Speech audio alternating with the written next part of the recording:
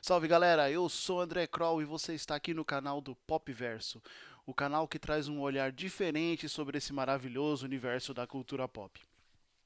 E gente, o vídeo de hoje é pra gente mandar a real e comentar sobre Morbius, o mais novo filme do Aranhaverso da Sony e que tá dando o que falar aí. Roda a vinheta!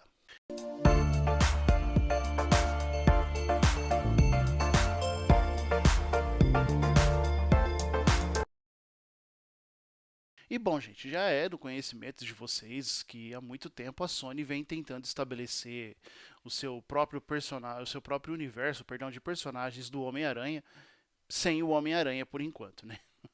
Isso começou com Venom, que fez muita grana, apesar de serem dois filmes de qualidade bem questionável, né? O primeiro eu até gosto, é daqueles tipos de filme que, puxa vida, é tão ruim que acaba dando a volta e ficando bom, né? O segundo já é bem inferior ao primeiro, se é que isso é possível, né? Aí você vai me perguntar, ok, André, mas o vídeo é sobre Morbius, por que você está falando sobre Venom, né? Porque Venom parece ser a base de tudo que a Sony pretende construir no live action, principalmente no que diz respeito a estabelecer um universo de personagens aí do Homem-Aranha. Repito, sem o Homem-Aranha ainda por enquanto, né? Depois do sucesso de Venom, eles anunciaram Morbius, logo em seguida eles anunciaram o filme da Madame Teia, vem Kraven o Caçador por aí, e sabe Deus mais lá que tipo de bizarrice a Sony está preparando, né? E, curiosamente, Morbius chamou muito a atenção, principalmente depois do primeiro trailer, onde apareceu o Michael Keaton como Adrian Toomes, apareceu um pôster do Homem-Aranha com uma pichação escrito lá Murder, né, assassino. Automaticamente todo mundo já pensou que esse filme teria alguma ligação com o MCU, né? Algo que eu já preciso adiantar para vocês é uma informação estritamente necessária, é isso daí. Algo que não acontece, tá? Então, se você pretende ir ao cinema única e exclusivamente para ver qual que é esse laço que o trailer tanto apontou e que boa parte do marketing do filme foi feito em cima dessa suposta conexão, eu já adianto a você que talvez seja mais interessante você economizar o seu rico dinheirinho, como diria o tio Patinhas, né? Sequer essa cena onde mostra o Jared Leto e ao fundo o pôster do Homem-Aranha, que eu comentei agora, que vocês estão vendo aí, sequer essa cena tá no filme, né? Então foi um marketing um tanto quanto mentiroso e de certa forma covarde, né? Para tentar atrair público para um filme que sinceramente não tem nada de atrativo, né? O filme se baseia no personagem de quadrinhos de mesmo nome, o Dr. Michael Morbius, né, interpretado aí pelo Jared Leto, né? E ele possui uma doença incurável, raríssima, que no sangue que vai debilitando. Porém, o Dr. Morbius é um cientista genial. Por ter esse intelecto privilegiado, ele desenvolve uma pesquisa em busca da cura da sua doença, né? Viajando pelo mundo, buscando elementos aí para essa suposta cura. É quando então um evento acontece e ele se transforma no Morbius, um vampiro vivo, né? Até esse ponto o filme segue mais ou menos a mesma linha dos quadrinhos, né? Nos quadrinhos da Marvel ele sempre foi um vilão do Homem-Aranha. Em algumas vezes ele bancou o anti-herói e atuou em parceria com o Cabeça de Teia. Foi até um personagem muito interessante algumas vezes. Existem boas histórias do Morbius em parceria com o Homem-Aranha. Sobretudo Carnificina Total, que é um quadrinho bem legal e que eu recomendo e que supostamente teria servido de base para o segundo filme do Venom, né? Tempo de Carnificina, mas que eu já adianto a vocês que não tem muito pouco do quadrinho lá e na verdade aquele filme tem muito pouco do Carnificina, né? Talvez seja um dos personagens mais mal aproveitados dentro de um filme de herói e uma das piores atuações, um dos piores personagens que o Woody Harrison já fez. Mas vamos seguir o barco com Morbius aí, né? Então, o primeiro ato do filme, ele realmente ele vai muito bem em estabelecer o personagem, a sua jornada e o seu dilema, o seu drama, né? Ele vai muito bem nisso. É preciso reconhecer. Talvez seja a única coisa de bom que esse filme tem, né? E o Jared Leto, por sua vez, ele tem muita familiaridade, ele tem muita facilidade em entregar atuações muito sólidas e muito verdadeiras de personagens que apontam esse nível de fragilidade. Basta ver o que o cara fez em Clube de Compras Dallas, por exemplo, né? Mas a partir do segundo ato, talvez ali a metade dele, a coisa começa a degringolar e só vai ladeira abaixo, e aí é uma sucessão de bizarrices, né? A transformação do Dr. Michael Morbius no vampiro vivo, ela não demora a acontecer, isso para mim é um ponto positivo. O filme não fica realmente enrolando e criando um monte de barrigas até que a coisa desande, né? E aí a partir daí o filme tenta de alguma forma lidar com as consequências dessa transformação, né, do cara ter se transformado num monstro que precisa beber sangue para sobreviver, né? O problema é que em nenhum momento o filme se aprofunda em drama e dilema nenhum, não desenvolve o seu personagem, nem seu protagonista, tão pouco seus coadjuvantes. A ameaça do filme é extremamente mal representada, sequer consegue estabelecer uma relação de antagonismo com o personagem do Jared Leto. Falta tudo em Morbius, na verdade. Falta tudo em Morbius. Falta um roteiro sólido, falta um antagonista que de fato represente uma ameaça, falta desenvolvimento aos seus coadjuvantes, que a maioria deles, tanto o interesse amoroso quanto os policiais ali do FBI, a gente tem o Tyrese Gibson lá de Velozes e Furiosos vivendo um deles, que sequer tem importância na trama e que se vocês tirarem os caras de lá, não faz diferença nenhuma. Nenhuma. Eles vivem os mais genéricos dos policiais, entendeu?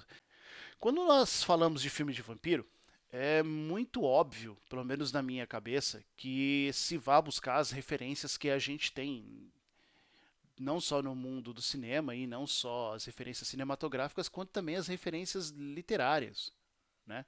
Afinal de contas, quando a gente fala de vampiro no cinema, quem não vai se lembrar de Nosferatu, não vai se lembrar de Gary Oldman fazendo o Drácula de Bram Stoker no filme do Coppola, talvez não se lembre até de coisas mais recentes, como Tom Cruise em entrevista com o vampiro. Enfim, né, as referências são muito boas. Até mesmo a própria literatura já entregou para a gente um escopo muito forte de elementos para que possa ser usado no cinema em versões até alternativas. E é muito interessante nós pegarmos essas referências desses personagens e trazermos para o cenário de um personagem que nós estamos construindo, entendeu? Trabalhar, por exemplo, a questão do dilema moral, aonde nós temos um personagem que, por mais que ele talvez não seja uma pessoa ruim, mas agora ele precisa matar outras pessoas para se alimentar, para se manter vivo, ou seja, no caso do próprio Morbius, a doença dele se transformou em algo ainda pior, que agora além de consumir o seu corpo, consome a sua humanidade. O Morbius, a partir do momento que ele se torna um vampiro vivo, ele literalmente ele deixa de ser humano para passar a ser um monstro, né? E em momento algum essa questão é abordada no filme. Na verdade, o filme, como eu disse a vocês, ele não aborda praticamente nada.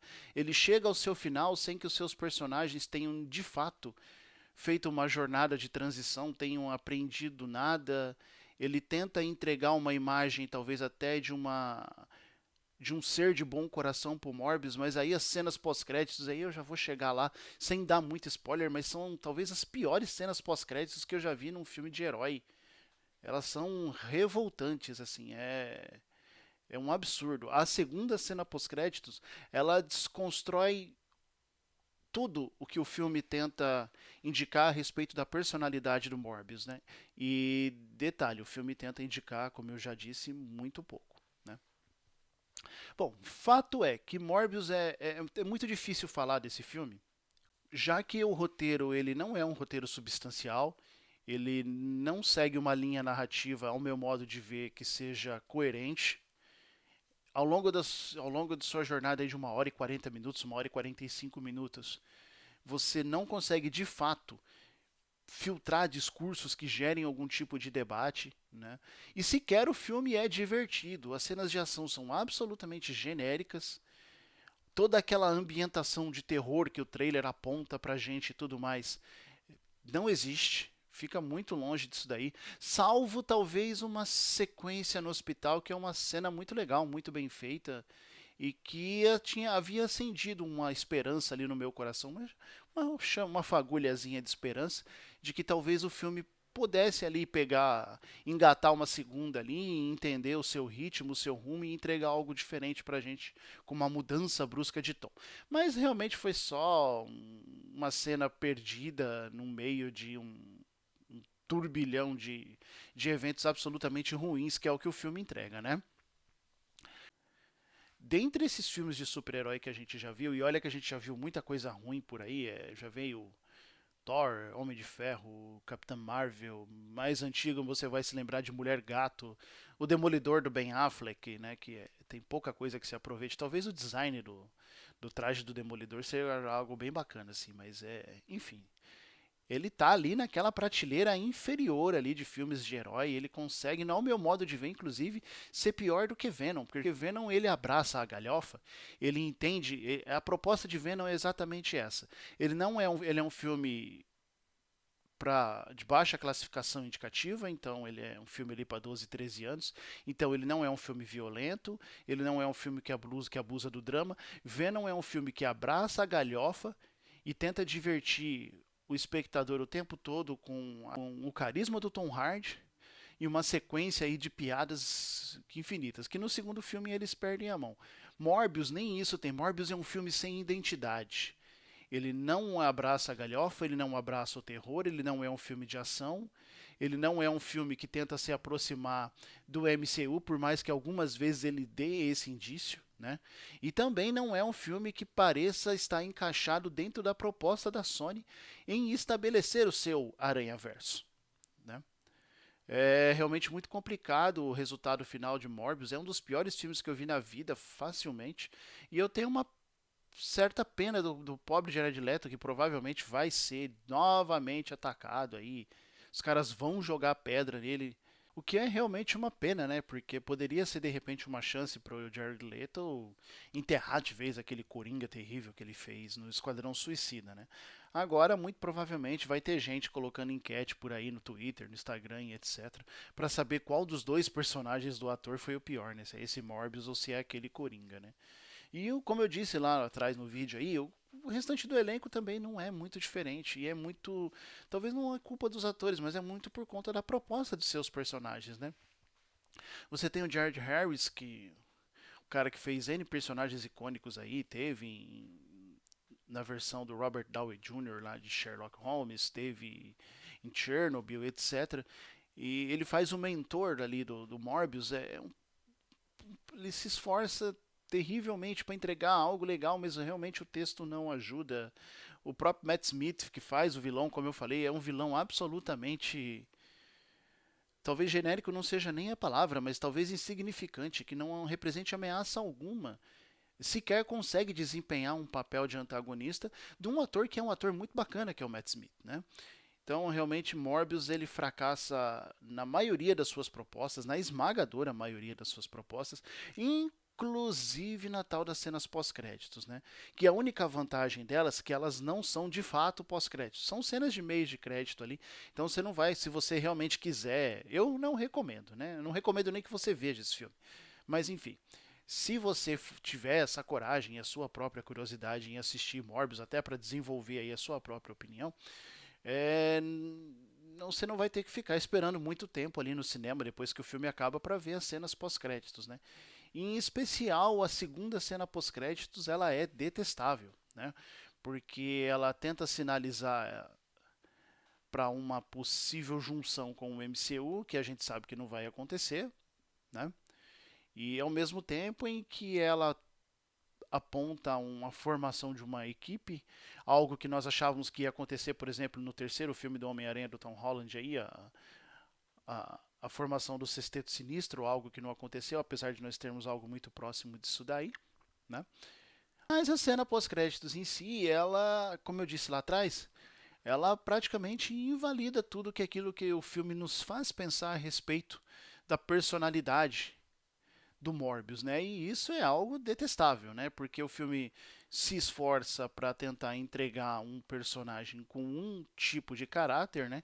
Para vir uma cena pós-créditos lá medonha, feita com CGI barato.